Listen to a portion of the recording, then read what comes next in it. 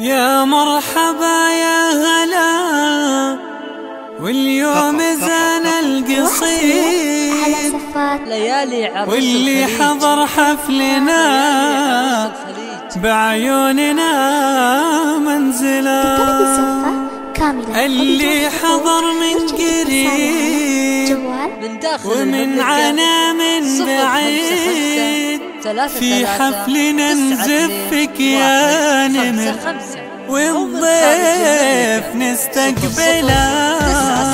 يا مرحبا يا هلا واليوم زانا القصيد واللي حضر حفلنا بعيوننا منزلا اللي حضر من قريب ومن عنا من بعيد بالعود والهيل والترحيب نستقبله. انا علي اكتب البيت الجزيل الجديد وانت اللحن يا ملحن للقصيد اشيله لك مني ادور المعنى القوي الفريد والمربط مالك الا عيده منوله. ام العريس ام وليد لابسه ثوب عيد في محفل يبتهج بوجود من يذهله واليوم سعادتنا يا نمر بعرسك تزيد بحضوركم يا وجيه بالفرح مقبله. يا مرحبا يا هلا واليوم زانا القصيد واللي حضر حفلنا بعيوننا منزلا. العائلة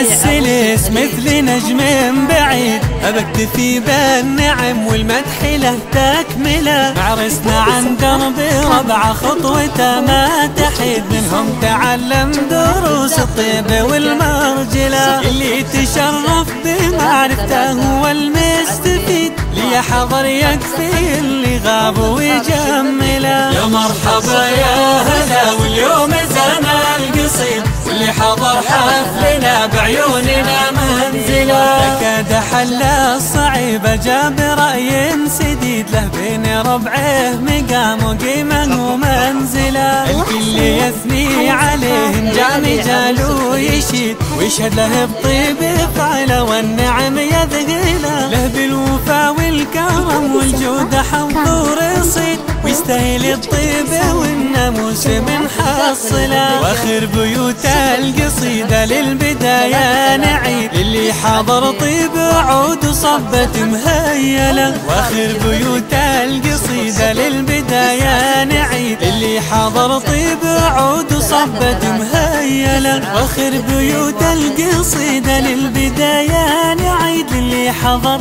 طيب عود وصبت مهيله. وحصريا على زفات ليالي.